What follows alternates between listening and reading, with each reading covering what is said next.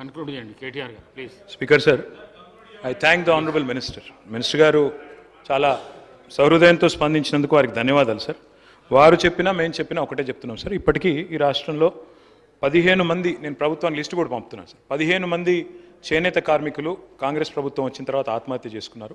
వారిని ఆదుకోమని చెప్పి నేను గౌరవనీయులైన మంత్రి గారికి, గౌరవ ప్రభుత్వానికి నేను విజ్ఞప్తి చేస్తూ ఉన్నాను.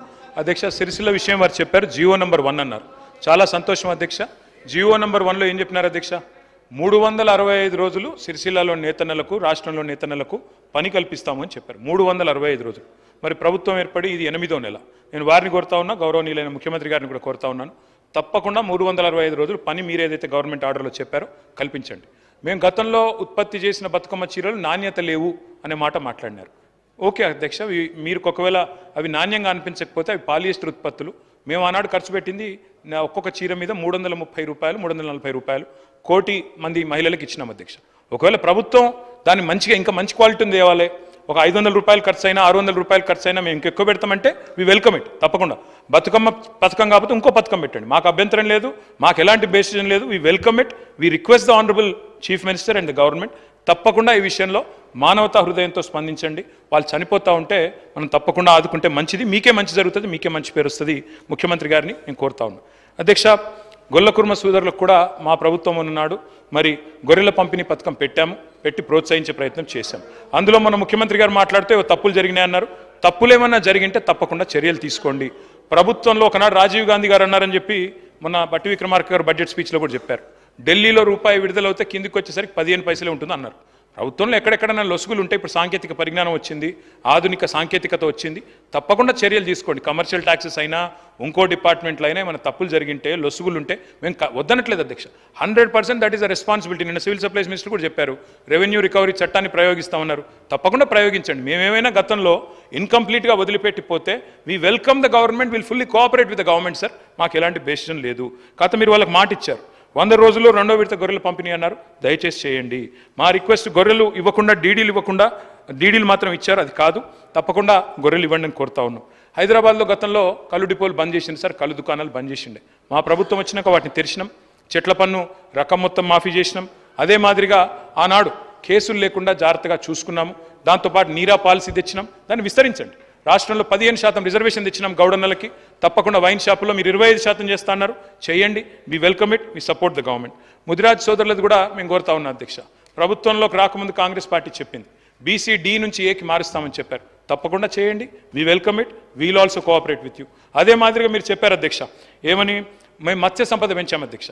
మా ప్రభుత్వం ఉన్నప్పుడు ఇన్లాండ్ ఫిషరీస్లో భారతదేశంలో నెంబర్ 1 స్టేట్గా తెలంగాణను చేసి చూపెట్టినాం. దానివల్ల మత్స్య సంపద పెరిగింది, గంగపుత్ర సోదరులకు లాభం జరిగింది, ముదిరాజ్ సోదరులకు లాభం జరిగింది. తప్పకుండా నేను వారిని కోరుతా ఉన్నా, గౌరవ ముఖ్యమంత్రి గారిని. మీరు చెప్పారు బీసీ డి నుండి ఏకి మారుస్తామన్నారు, ఇంకా ఫిషరీస్ని ఎక్స్పాండ్ చేస్తామన్నారు, తప్పకుండా చేయండి. Wheel welcome it.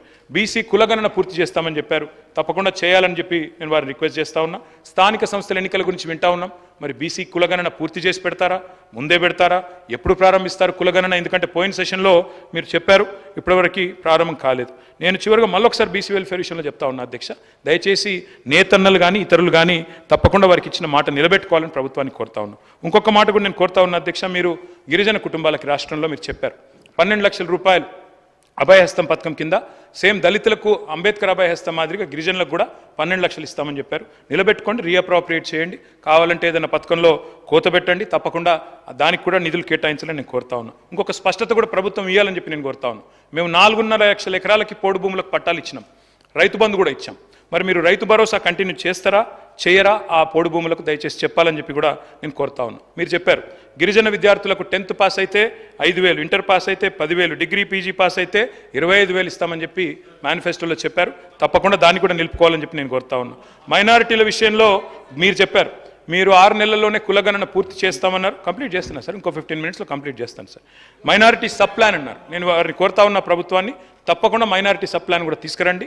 We will also support you. మీరు ఇమాంలకు, మౌజంలకు, ఫాస్టర్లకు కూడా ఇస్తామన్నారు. 10,000 రూపాయల చొప్పున నెలకు గౌరవ వేతనం ఇస్తామన్నారు, ఇవ్వాలని చెప్పి కూడా నేను కోరుతా ఉన్నా. మైనారిటీలకు బడ్జెట్ 4,000 కోట్లు పెంచుతా ఉన్నారు. కేసీఆర్ గారు 2,200 దాకా తీసుకొచ్చారు. మీరు 4,000 చేస్తామన్నారు, చేయండి, రీఅప్రాప్రియేట్ చేయండి. మరి మైనారిటీ మినిస్టర్ లేరు, మినిస్టర్ని కూడా ఇవ్వండి, చీఫ్ మినిస్టర్ గారు మైనారిటీని ఒకరిని మినిస్టర్ని చేయండి. ఇది భారతదేశ స్వాతంత్రం వచ్చిన తర్వాత కాంగ్రెస్ ప్రభుత్వాలు భారతదేశంలో ఎన్నోసార్లు వచ్చినాయి, మొట్టమొదటి ప్రభుత్వం ఇది, మైనారిటీ మినిస్టర్ లేని మొదటి ప్రభుత్వం. దయచేసి మైనారిటీలకు రిప్రజెంటేషన్ గవర్నమెంట్లో ఇవ్వండి అని చెప్పి కూడా మేము కోరుతా ఉన్నాం. నేను ఇంకొక మాట కూడా నేను కోరుతా ఉన్నా అధ్యక్ష, నేను మళ్ళీ కోరుతా ఉన్నా, ఇందాక సీఎం గారు లేరు, వారిని నేను కోరుతా ఉన్నా అధ్యక్ష, మనము మన రాష్ట్రాన్ని ఖర్చు చేయకూడదు. మీరు రేపు మళ్ళీ అమెరికా పర్యటనకు పోతా ఉన్నారు. I wish you all the best Revanth Reddy గారు. డెఫినెట్గా మీ నాయకత్వంలో తెలంగాణ రాష్ట్రం బాగుండాలి. 5 ఏళ్ళు రేవంత్ రెడ్డి గారు, మీకు అనుమానం వద్దు, 5 ఏళ్ళు మీరు ముఖ్యమంత్రిగా అక్కడే కూర్చోవాలి, ఇచ్చిన అన్ని హామీలు నెరవేర్చాలని చెప్పి కూడా నేను కోరుతా ఉన్నాను. మీరు ఇచ్చిన హామీలు నెరవేర్చండి అని కోరుతున్నాను తప్ప వేరే అనట్లేదు. తప్పకుండా మీకు నేను I wish you all the best in America tour also. తప్పకుండా ఆ విషయంలో కూడా మీకు సహకరిస్తాం. కానీ రాష్ట్రాన్ని ఖర్చు చేయడం మంచిది కాదు. రాష్ట్రం దివాలా తీసిందని, రాష్ట్రం బాగాలేదని ఇందాక మీరు రాకముందు చాలా చెప్పాను నేను. తప్పకుండా మీరు దయచేసి మరింత ఎఫర్ట్ పెంచాలని చెప్పి కూడా మరి చేయాలని చెప్పి కూడా నేను కోరుతా ఉన్నాను అధ్యక్ష. రాష్ట్ర సంపద సృష్టించాలి అంటే ప్రగతిశీల పాలసీస్ ఉండాలి. ఇప్పటిదాకా కొత్త పాలసీస్ రాలేదు. I'm sure the government is working. I'm not at all disputing that they are not working, they are working hard. కొత్తగా గవర్నమెంట్లోకి వచ్చారు, చిన్న వయసులో వారికి అవకాశం వచ్చింది. తప్పకుండా ముఖ్యమంత్రి గారు కానీ మంత్రులు కానీ కష్టపడుతున్నారు. మంచి పాలసీలు తెండి, we welcome it. Skill university అన్నారు, విల్ వెల్కమ్ ఇట్. అదే మాదిరిగా ప్రోగ్రెసివ్ పాలసీస్ తెండి, ప్రగతిశీల పాలసీస్ తెండి. కానీ తిరోగమన నిర్ణయాలు కరెక్ట్ కాదు. నేను ముఖ్యమంత్రి గారికి చెప్తా ఉన్నా, ఎంఏఎన్యూడి కూడా వారి దగ్గర ఉంది కాబట్టి చెప్తా ఉన్నా.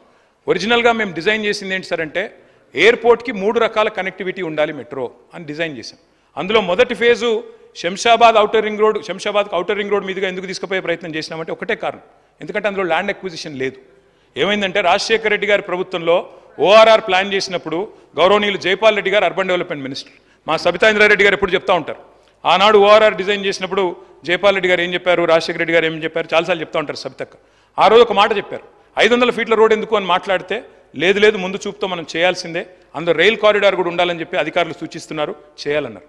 ముఖ్యమంత్రి గారు మేము తీసుకోవడానికి కారణం, అక్కడ ఓఆర్ఆర్కి శంషాబాద్కి తీసుకొని పోవడానికి మేము మైండ్ స్పేస్ నుంచి తీసుకున్న కారణం ఏంటంటే 10 లక్షల మంది ఐటీ ఉద్యోగులు ఉన్నారు, నిరంతరం ట్రావెల్ చేస్తూ ఉంటారు. ఇప్పుడు ఓఆర్ఆర్ కూడా కంజెస్టెడ్ అయింది, మీరు తిరుగుతుంటారు, మీరు కూడా మీకు తెలుసు. నా రిక్వెస్ట్ ఏమంటే అధ్యక్ష, మేము 3 రకాల మార్గాలు డిజైన్ చేశాం.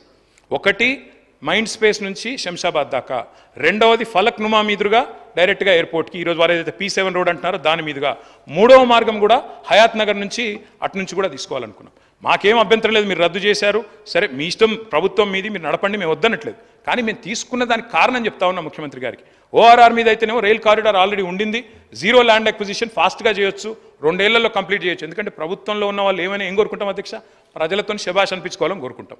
మేము కూడా అట్లే అనుకున్నాం, తొందరగా పూర్తి చేసి ప్రజలతో శబాష్ అనిపించుకోవాలి, మంచి పని చేయాలనుకున్నాం. ముఖ్యమంత్రి గారు నేను అడుగుతా ఉన్నాం, టెండర్ కూడా పూర్తయింది, రద్దు చేశారు, పునఃపరిశీలించండి, అవకాశం ఉంటే పునఃపరిశీలించండి, వద్దనుకుంటే మీ ఇష్టం. అధ్యక్ష ఇంకొక మాట, ఫార్మాసిటీ రద్దు చేశామన్నారు. ఫార్మాసిటీ రద్దు విషయంలో కూడా నేను ప్రభుత్వాన్ని కోరుతా ఉన్నా అధ్యక్ష, దయచేసి పునఃపరిశీలించండి. ఎందుకంటే the land acquisition was conditional. అందులో ఏం చెప్పాము అధ్యక్ష, ఫార్మాసిటీ కోసమే భూసేకరణ చేస్తున్నామని భూసేకరణ చట్టాన్ని ప్రయోగించి తీసుకున్నాము. మీరు ఇతర అవసరాలకు ఆ భూమిని వాడే పరిస్థితి ఉండదు. దయచేసి గౌరవ ముఖ్యమంత్రి గారిని నేను కోరుతా ఉన్నాను, ఇది మీరు లీగల్ అడ్వైస్ తీసుకోండి. I'm saying this with utmost sincerity Revanth Reddy గారు, లీగల్ అడ్వైస్ తీసుకోండి. ఎందుకంటే చట్టపరమైన ఇబ్బందులు రాకూడదు. మీ ఆలోచన ఎట్లా ఉన్నా భూసేకరణ విషయంలో మల్లెడ్డి రంగారెడ్డి గారు, నేను ఒకటే అడుగుతా ఉన్నా అధ్యక్ష, మల్లెడ్డి రంగారెడ్డి గారిని నేను కోరుతా ఉన్నా, మీరు లేవనెత్తారు కాబట్టి చెప్తా ఉన్నా అధ్యక్ష, ఇది కాంగ్రెస్ ప్రభుత్వం. అధ్యక్ష వారిని ఆర్డర్లో పెట్టండి మరి. అధ్యక్ష నేనేమన్నా అంటే అధ్యక్ష ఇది కాంగ్రెస్ పార్టీ ఎన్నికలకు ముందు ఇచ్చిన మాట ఏమంటే, ఫార్మాసిటీ రైతులకు ఇచ్చిన మాట లేదు చేస్తున్నాను సార్.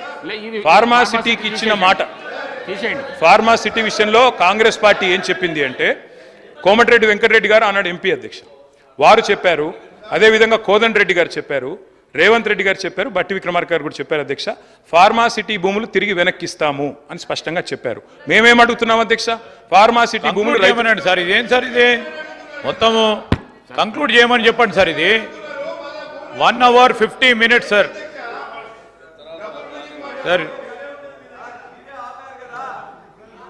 అధ్యక్ష I'm making constructive suggestions, I'm requesting Revanth Reddy గారు, సీఎం గారు, నేను అడిగేది మీరు లీగల్గా అడ్వైస్ తీసుకోండి. ఎందుకంటే చట్టము ఆనాడు మనము భూసేకరణ చేసింది ఒక కండిషన్ మీద, అది కాకుండా దీన్ని దేనికి పెట్టినా కూడా మీరు న్యూయార్క్ చేస్తాం మహేశ్వరం అని చెప్పారు, ఆడ న్యూయార్క్ చేయండి, యువతల లండన్ చేస్తామంటున్నారు, మూసీని చేయండి వద్దంటలేము, యువతల టోక్యో కూడా చేస్తాం మీరు షాబాద్ అంటే చేయండి మేము వద్దంటలేము, కానీ ఆ చట్టం ఒకసారి చూసుకోండి, అది ఒక్కటి చూసుకోమని నేను కోరుతా ఉన్నా.